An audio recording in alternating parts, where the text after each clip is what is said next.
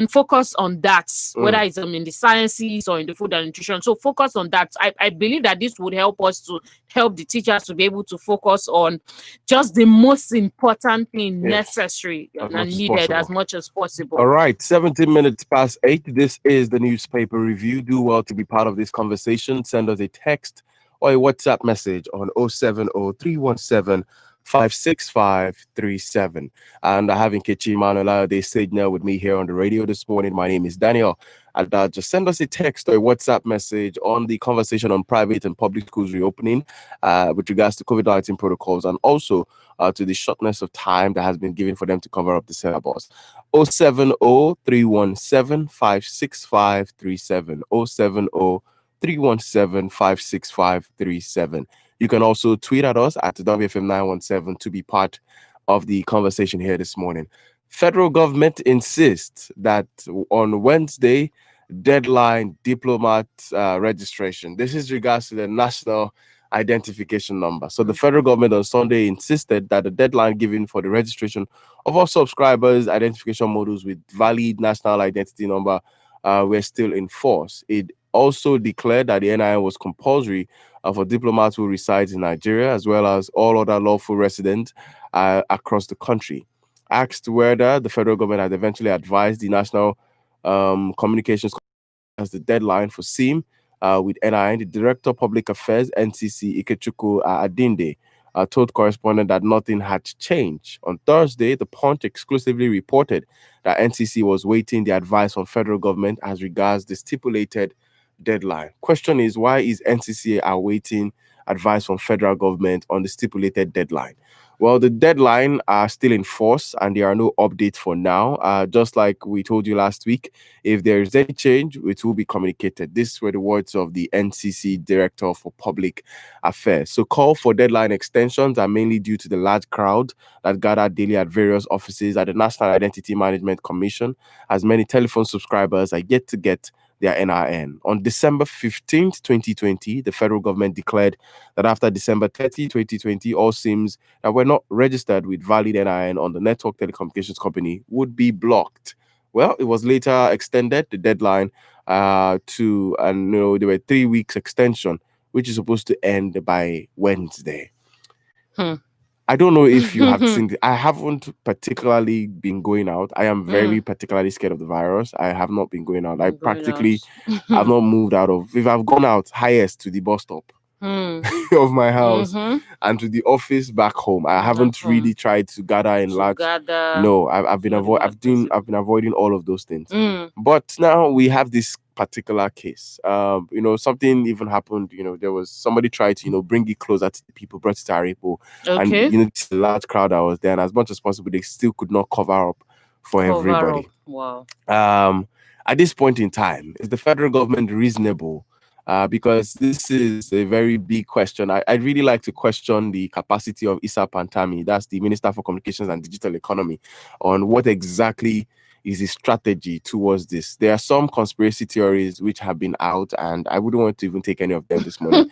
But this questions a lot about the mindset of these people when in regards to there is a spread of this virus. People are supposed to avoid large gatherings. Why is the federal government, even state governments, why are they blinding their eyes to the large crowd of people trooping to this place daily? It is an irony, because in the first headline we're talking about people are saying, children shouldn't resume for school, something that is very important, and there, of course, a school had not found solutions to in terms of being able to up a sustainable online learning platform. This NIN, and people are gathering, and there is doesn't really make sense, because I know that there have been a lot of call and there's been a lot of discussion and appeal lately of the second wave. So when you're putting a deadline that is so close, and then you are also discussing a second, for example, you even said you had not gone out as an example. So, and then you're putting a deadline. It's quite conflicting. It doesn't really make sense. Honestly speaking, back to what I was saying last year, I believe it was Bookie that was here with me. It would have just made sense if this process could have been done online. God help us. It would have just made sense. But now that we are not able to do it online at this time, there are some reasonable things that must be done. For example, there has to be an extension. Then there has to be what I will call, I know there's this particular bank that used to do it like a limit. So not more than 100. Once it's 100, please turn back. I know that usually to make that people we go there from 4 a.m. or whatever the case is. But those things we just put measures, practical measures in place. But then you can't say 100 people should come to these centers and then be saying, when is Wednesday? Oh, by next week Wednesday. Or is it by this Wednesday now? Yes, this Wednesday. Can you imagine? By this Wednesday, it should be is going to be called off. It does not make sense at all, and it's something that should be seriously and urgently reviewed, because it's not even tallying with what we are facing right now versus what is even being provided. See what you sharing about Arepo. There's some people that don't even have centers, and then the ones that want to manage, these are even individuals that want to manage to bring it. The crowd, they cannot even take it, even if they are there for 3 months. They will still need to entertain a lot of crowds. So we need to be very practical and empathetic about how we go about this process. And I also get their points. So it's not just about us prolonging the process. I know what they're trying to do. I know they want to just a measure for speak. But I'd also like to find out, I think one of the things I want to get from the NIMC boss is, so far since this registration have started, have they actually been able to capture 1 million people? I really want to get that figure. That would because be as a 2012, it was said that they were only able to capture 4 million people. Okay. So I want to see in the last 6 weeks, have they been able to capture over 1 million people? These are data that needs to be made available to the public. We have nothing less than 140 million. Okay, let's say 100 million people that needs NIN, right, in the country right now. Have they been able to cover half of that number? What are the lapses? Why have they not been able to cover that number? Because it is really, really sad that we see the government constantly trying to make life difficult for the people. This is really, really sad about the whole situation. Well, but then let's talk about this. Experts have warned the storage facilities, Nigeria may waste 100,000 COVID-19 vaccine doses. Well, virologists and other medical experts have warned that the 100,000 doses of COVID-19 vaccine in the country is expecting may become useless if proper arrangements are not made for their transportation and storage. The experts include the Chief Executive Officer of the Institute of Human Virology, Nigeria, Dr. Patrick Dakum, a medical virologist, Dr. Oladipo Kolawole, and a professor of virology at the University of Ibadan, David Olale. In separate interviews with The Punch, advised the government to ensure proper storage, transportation of the vaccine, and archive it in its desired results. So the Pfizer vaccine that we're expecting, which is 100,000 doses, is expected to be stored at a temperature of minus 70 degrees centigrade and this is expected to be transported to rural areas, to the vulnerables, to aid workers. How are we going to keep up with this temperature? According to him, in the future, Nigeria may need to buy other types of vaccines that do not require low temperature like the Pfizer. Also, there have been recalls that the federal government had 2 weeks ago said they're expecting 100,000 doses of the Pfizer BioNTech coronavirus vaccine before the end of the month. Well, the executive director for the National Primary Healthcare Development Center, who disclosed this during a press conference of the Presidential Task Force in the country, also said the country would later in the year receive 42 million free doses of COVID-19 vaccine. The Chief Executive Officer of the Institute of Human Virology, Nigeria, Dakum, in an interview with one of the correspondents, and storage condition of Pfizer needed is minus 70 degrees centigrade. I'm still concerned. This was the first thing that came to mind. They didn't say this is going to be stored in 20 degrees Celsius. They didn't say it's going to be stored in 0 degree, for example, minus 70. I don't know how the federal, because I've not even seen them talk about the plan. There needs to be, this is beyond the refrigerator. This is, it's a different kind of storage. This is more like a cold room. Yes. Even more likely Like deeper than a cold room. Yeah. A cold room is definitely around minus something, but I'm never Mm. sure it's even up to minus 70. I'm trying to find. No, we can manage, but yeah, But it's if nothing less than it that shouldn't be cold room. less, yeah, Yes, nothing less than that. not freezer. Oh. Not so, are we not going to be wasting resources because they are buying this? That's what we're buying it at. And if we do the exchange rate right now, $1 to naira is around. I mean, I'm very, very angry every time I have to To change convert. naira. I was trying to pay for something on the internet the other day, and you know, when I saw how much, I was like, Am I buy? what? I was buying something worth around maybe $60, and you know, when I saw the shipping fee, $15, $20 was the shipping. I started calling everybody I know. Sorry, do you have somebody coming to Nigeria? Exactly. I can't pay that amount of money to ship in this box. No way, not especially possible. at that the rate, the current the rates. No way, no way. So what do we do now? I mean, systems very important that we build and we develop that system before we start getting things, because even if you don't have that system in place and you begin to bring new things, for example, these vaccines is going to be a disaster, so to speak. So now that it is being called for, what we can do is to actually begin to check. So let us check, do we have places with that kind of temperature? How do we want to create it? It's not when the vaccines are in the country, because I was reading through and I saw that, look, you can't keep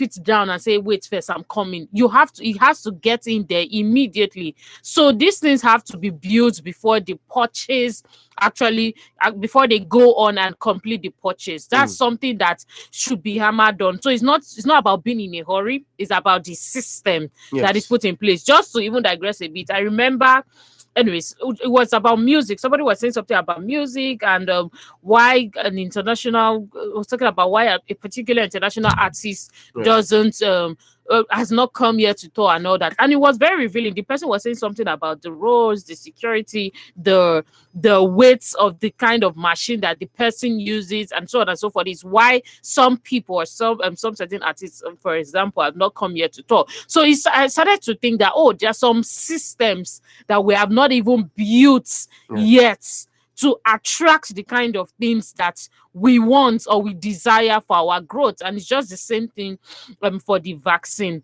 So that has to be done. We have to hammer on it. If not, it is going to be a waste. And then this thing about this rural area, I hope that it is really followed through.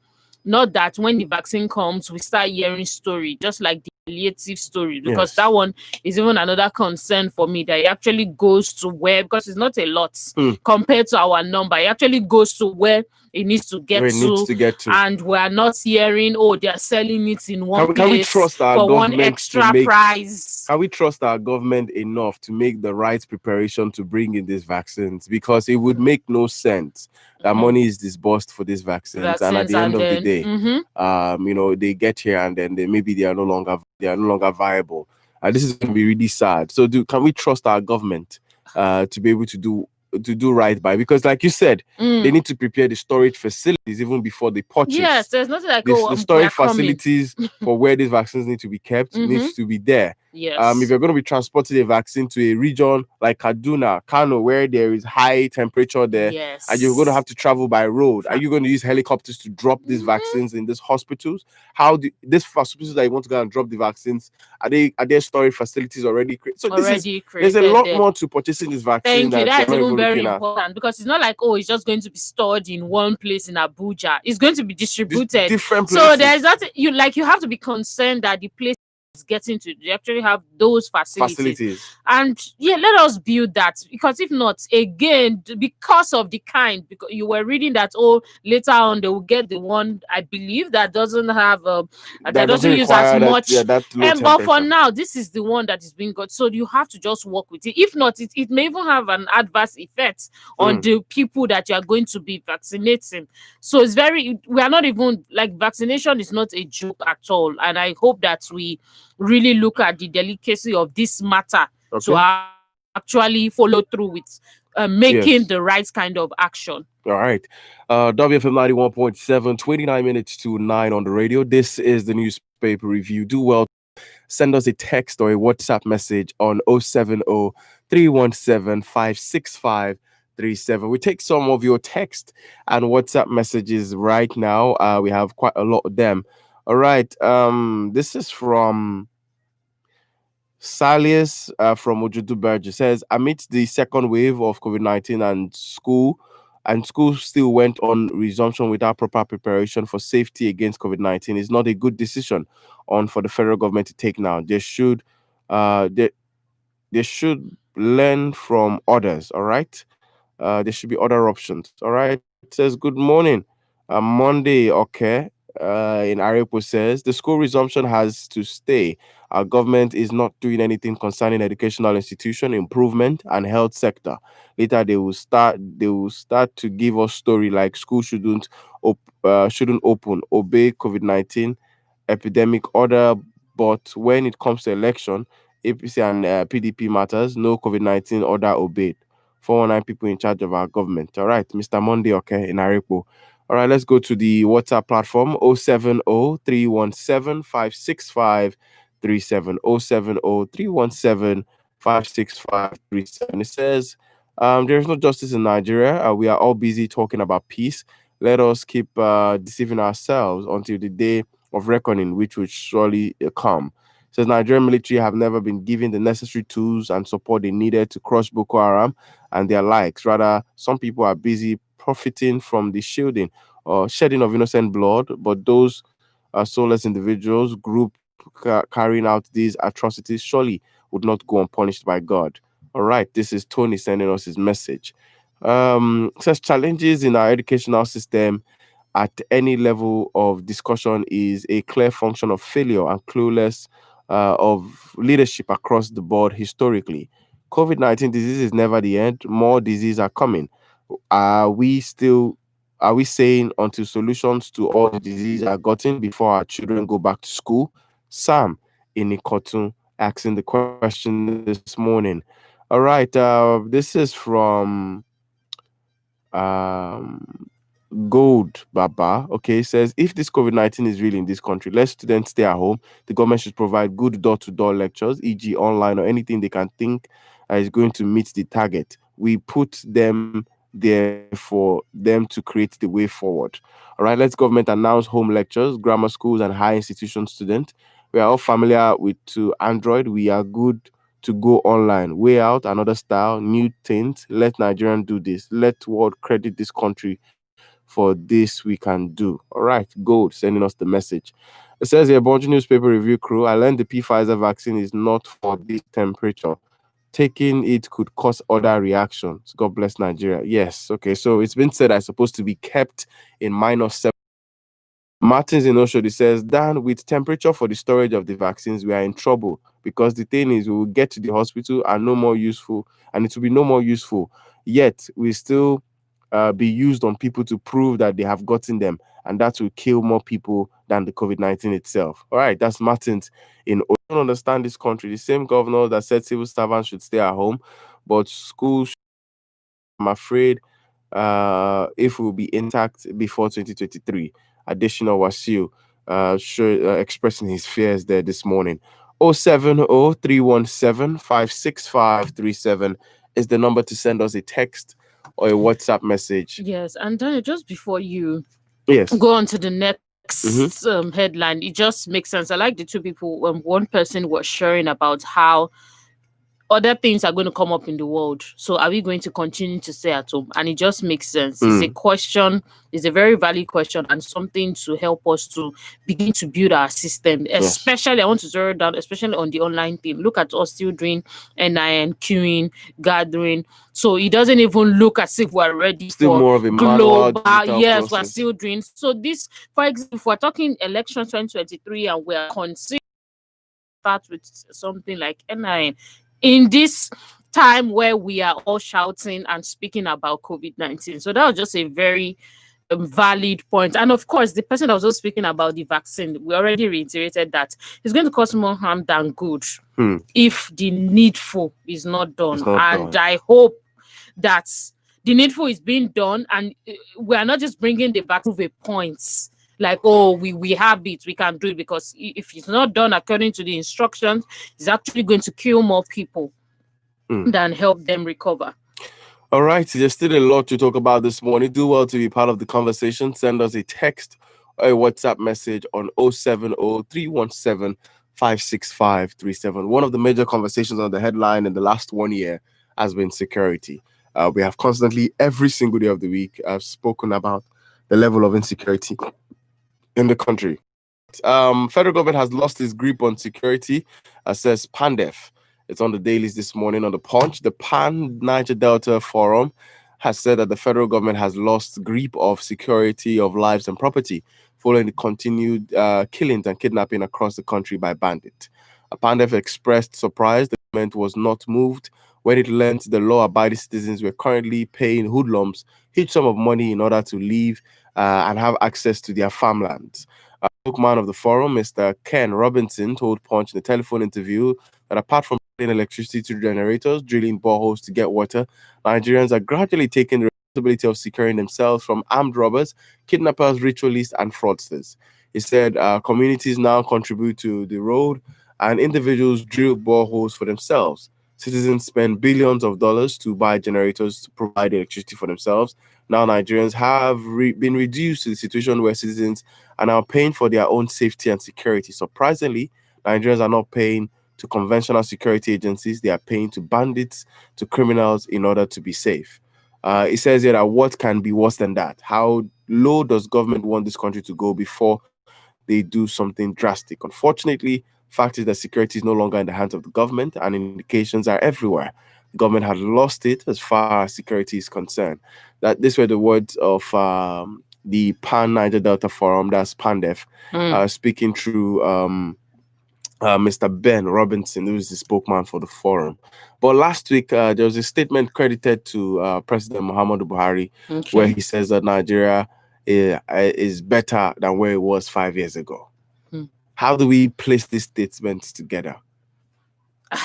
That is very, very, very dicey, because it depends. It depends on the sector. It depends on the sector you are talking about. So if you're saying in terms of what young people are doing in tech, for instance, maybe music and just some other sectors right now, because I know especially tech, some young people have developed things that have helped over in the last 5 years. But when it comes to the duty of the government, which is what of course most people are concerned about, just what private individuals are doing, and of course is contributing to Nigeria, we can't quite say. Now, it doesn't mean that their tenure have not done anything at all, but there's just this trust, there's just this assurance, and there's just this expected change as promised that people have been expecting to see in alignment with their words, not that people just manufactured it, that they haven't quite gotten, and it is very disappointing. Hence, even if they've done, let's say, 50% good in different parts of the country, which I know that the tenure would have done, the agriculture, I know that they try to do this. We spoke about it last year, this thing for employing youth and so on and so forth. It may almost be discarded or discredited compared to what is not working. So it depends on the angle we are coming from. It depends on the angle we are coming from, because we must look at it holistically, even though, of course, a lot of people are frustrated with what the current government is doing, but we must look at it holistically. Our trust is not really there for most citizens. Therefore, it would not allow them see any other thing apart from the wrongs and the shortcomings of the current government. Well, this is a very tough situation, but I want to read the words of Tommy, who faulted Buhari, saying Nigeria is better where it was 5 years ago. So Nigerian political economist and co-convener of the National Consultative Forum, Professor Pat Tommy, at the weekend rejected the claim by President Muhammadu Buhari's administration that Nigeria is better today than it met it 5 years ago. Contrary to Buhari's standpoint on Wednesday, last week, Tom claimed that Nigeria was not the poverty capital of the world 7 years ago, but currently had more people living in extreme poverty than any country worldwide. Funny, I'm just thinking about it. The richest black man is from Nigeria, and the poorest, the capital of poverty of the world, is also Nigeria. So you see what I'm saying? He expressed these concerns on Friday during a phone conversation with Day on the rising inflation and shrinking debt ratio, which was as 99% in the quarter one and 95% in quarter three of 2020. Buhari had in his self-examination report on Wednesday, Nigeria was better than he met it 5 years ago while hosting the executive secretary of the Nigerian Christian Pilgrim Commission. While the dust raised by President's self-assessment report, it was yet to settle. The National Bureau of Statistics released the Consumer Price Index with an indication that inflation rate increased by 15.75% year on year in December 2020 compared to 14.48 in November 2020. So until the last 6 years, the year-on-year inflation was 13.74% in 2010, and the year former Goodluck Jonathan assumed office after the death of his predecessor, Professor Umar Yakubu, in 2011, queried those who speak on behalf of the president, with regards to this. It questioned. I questioned the executive team around Mr. President, the team that speaks for him. Most especially, I really want us to. I believe that the DSS should do a special investigation into Femi Adesina, Lai Mohammed, Garba, all of these individuals to understand their point of views. Should statements, because when I read the president's self-assessment, I'm like, we just had the killings of a few people some weeks back. Should you even be giving yourself a self-assessment in the first place? Even if you're supposed to, are you supposed to be giving yourself such in the midst of a pandemic? Shouldn't you be more concerned of what we need to do better? Why try to glorify yourself? Because sometimes, one of my friends would say that when people start, trying to tell you, oh, they have done well, it means they are afraid that they haven't done well at all. They have failed in the long run. But then we just hope that, the president can retrace his steps in some way and begin to make amends in situations of things. But okay. And it doesn't even, because the tenure will soon be over before you know it. It doesn't even mean that it can be able to solve everything. But those very important things, the more important things, the priorities, there should be pressure placed there instead of us running around in circles trying to do so many things. And by the end of the tenure of a certain government, we just see that so many things were started, but nothing was really, not even necessarily finished, because how many things can you finish in a nation like Nigeria in 8 years? But so many things were dug deeper, basically. And that is what we need to begin to even see the bloom of the change that we actually deserve and desire as a nation. So yeah, that's what I wanted to add. All right, let's take text messages and WhatsApp messages this morning. Yes, this is from Roshan Jamutu. It says, unfortunate that this $5 million allegation that has been made since last year, and none of our anti-corruption bodies have been beamed their searchlight into the as we kept having denial statements from the concerned stakeholders. How do these serve as deterrent to others? Bandits and other crimes are gaining ground because of the likes of Wadume, Evans, Maina have not been made scapegoat. When will this country groom good followers that would elect good leaders? All right. There's a message there this morning. Gilbert from Agbado says, good morning. On NI registration, centers been open in Abuja. What about those of us in the areas that we have to board a vehicle before we get to the registration center? What is the hope of registered before the deadline date? My take on this is that the deadline date should be extended because the registration process is slow. And some areas we do not have a nearby center. All right, that's Gilbert in Agbado. All right, it says, okay, peace from Barua Estate says PME praising himself is like a student marking his own exam script. He failed woefully in the 3 areas he claimed to perform when compared to the previous administration. Nigeria's been between him and the previous government who performed better. It says over school resumption, government should build more blocks of classrooms in the government of contamination than private schools because of the high population. Please, all precautions are strictly adhered to in schools. Jerry, Peace Estate in Barua. All right, thank you for joining us this morning, Jerry. All right, more text messages here. It says PMB statement that Nigeria is doing better now than before. Well, on security, no improvement before, and there is more header clash now than before. People are now in poverty more than before. All right, additional was you just reminding Mr. President. If my name is Ifeolua, chatting from Ifo. If our government are to ban any gathering in this country, I think it should be party, because there is a matter of it's a matter of different states, streets, environment, but still people are doing party about it. All right, that's Ifeolua sending us that message.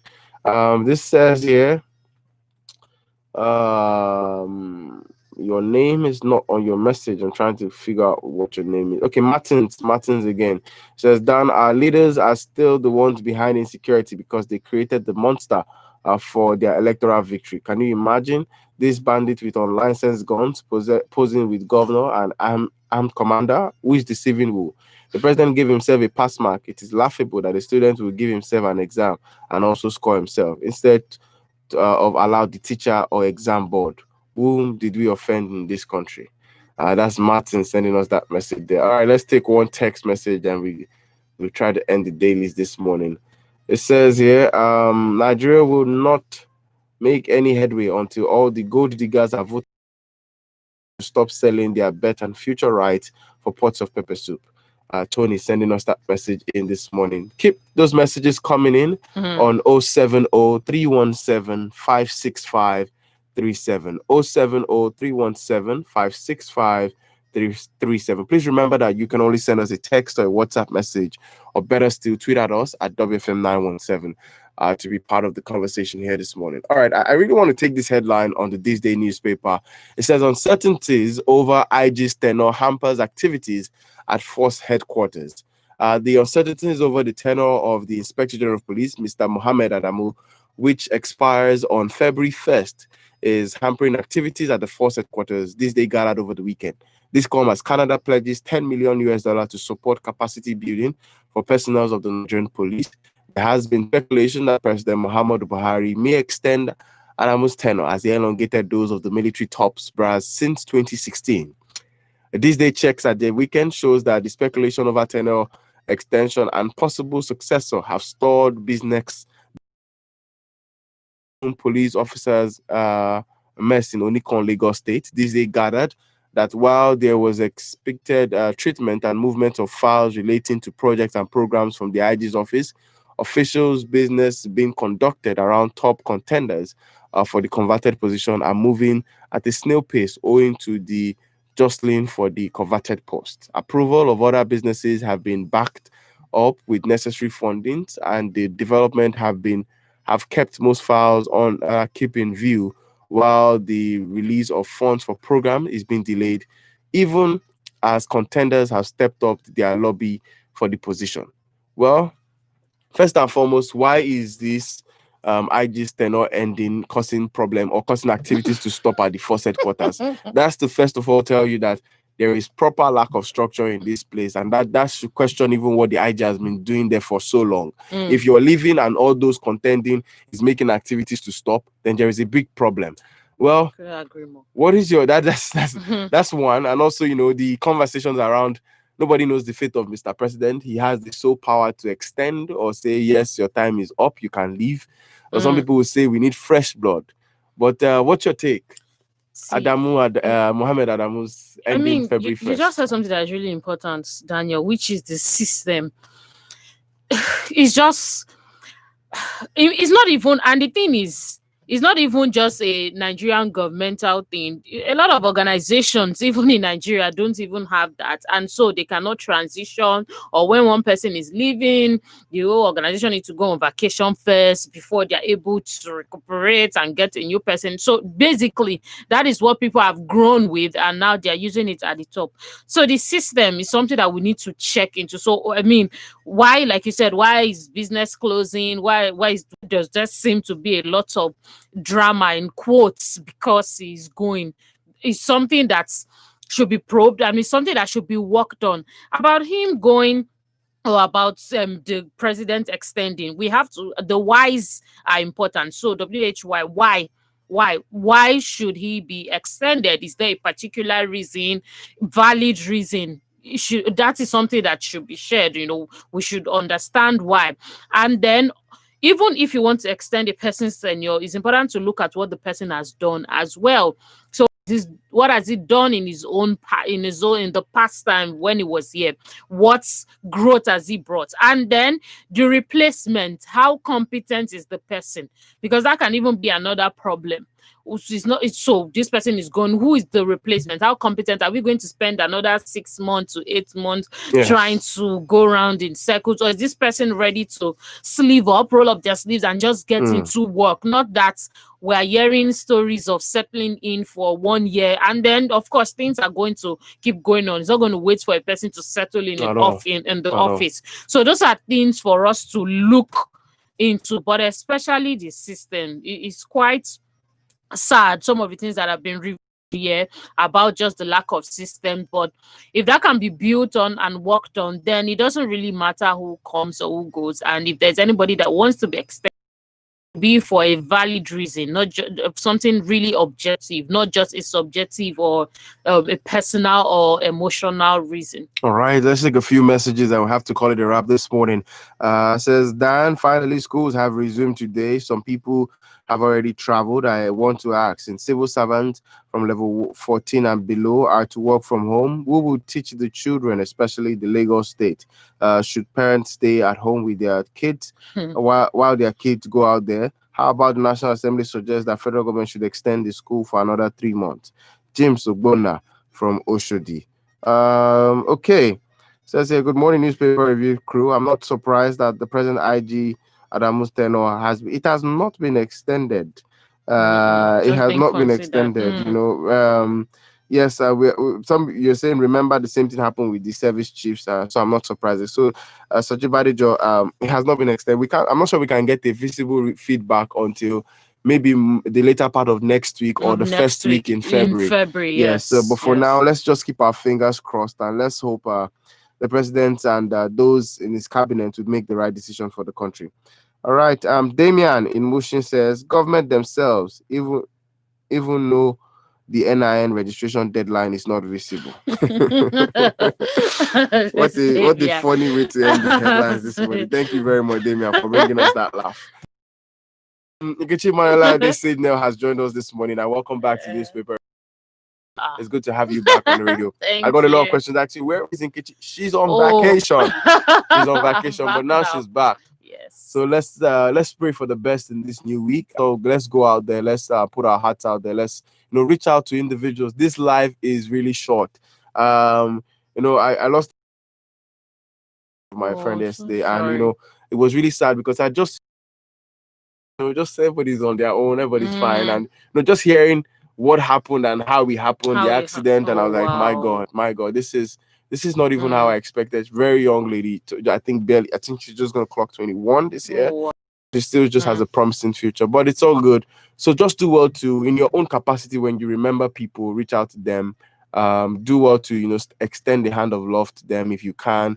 Don't say because this person posts nice pictures, they're fine, they're doing good. So true. When you see them, you just reach out to them once in a while. I hope you're good. If they decide to open up to you, fine. If they don't, you have done your part by reaching out. As a matter of fact, Daniel, I want to quickly jump in on that. That's very important. I wanted to gift something to somebody earlier this year, and I was thinking, oh, maybe I should give it to another person. But I just realized that no, the person that I had in mind is the person I want to give. See what some food item or what I think, because the fact that this person looks put together doesn't mean the person doesn't have needs. I'm telling you, it doesn't mean they don't have needs. So let us not just allow just what we see to inform. Let's be discerning and just do well to reach out whether the person looks fine or not. Yes. All right. Thank you so much, Nkechi Manolade Sejna, for joining us this morning.